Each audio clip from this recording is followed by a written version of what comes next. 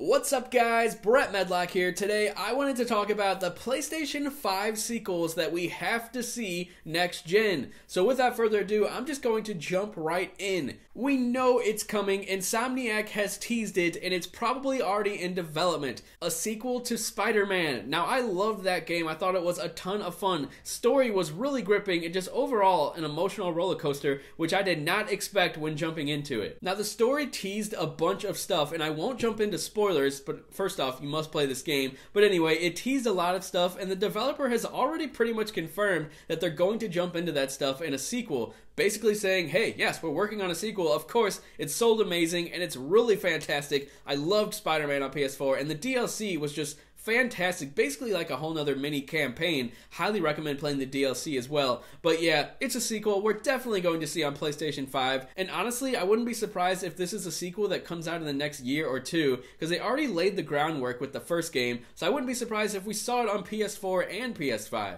Speaking of Insomniac games, they have another series that is fantastic on PlayStation 4.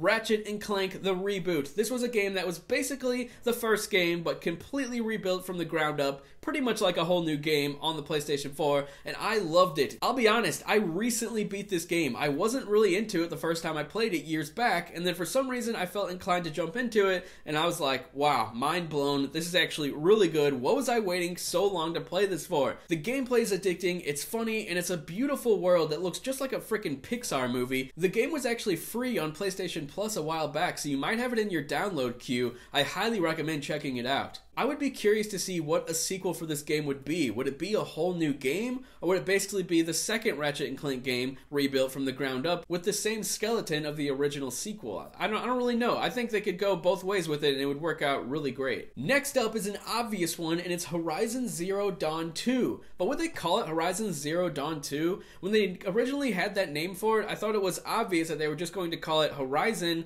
and then semicolon and then something else. But then they made the DLC Horizon Zero Dawn The Frozen Wilds, and it got me thinking maybe it's just called Horizon Zero Dawn. Anyway, it's not that important. Horizon 2, it's gotta happen. The game was a huge hit, sold so well, probably surpassed Sony's expectations, and it's honestly my favorite game on PlayStation 4. That's right, I said it. It's like so good. I absolutely love the game from beginning to end. Beautiful world, amazing storytelling, awesome character, and just overall so unique. Like, who would have thought that robot dinosaurs would have worked out great? Nobody, and it did. So kudos to Guerrilla Games. They might be working on a Killzone game right now, but I bet they're working on Horizon 2 as well. So I'm about to drop a bomb right here on the channel. I can't get into Bloodborne. I have it, I've played it, I just can't get into it. And yes, I got really far into the game and I didn't stop playing it because it was too hard. I just don't really think it's that fun. But I know it garnered a huge fan base. It was a ginormous hit on PlayStation 4, and I'm honestly surprised we haven't seen a sequel yet. So Bloodborne 2, it's gotta be on PlayStation 5. The game did well critically and financially, and you know companies love their money, so it's obvious. Bloodborne 2 is a must, and I would be surprised if it's not in development already. Next up, we got Persona 6, the only game on this list that isn't actually published by Sony, but I don't know if they have some type of deal with Sega/Atlas that gets them these exclusive mainline Persona games on PS4.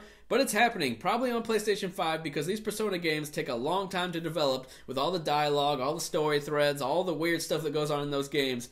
It's gotta be on PlayStation 5, and I cannot wait. I loved Persona 4, loved Persona 3, thought Persona 5 was great as well, and I'm super excited for Persona 6. Honestly, the series already gets pretty dark, but I would love them to just jump into that even more. I want really dark and really brooding storytelling from Persona 6, and I don't think they're afraid to do it, so I'm excited. In the meantime, though, I would love if they gave us some of the older Persona games on PlayStation 4. Like, come on! But seriously, if you haven't played Persona 4 Golden, go play that game. There's not much else to say about Persona 6 though, but you know it's gonna have the charming characters, the amazing aesthetic, and just overall fantastic storytelling, and I'm excited for it. I'm pretty sure Atlas has already confirmed that the game is a thing. I mean, isn't it obvious the Persona series is blowing up? Now last but surely not least, well it might be least, is the Order 1886-2, or the Order 1887, whatever they want to call it.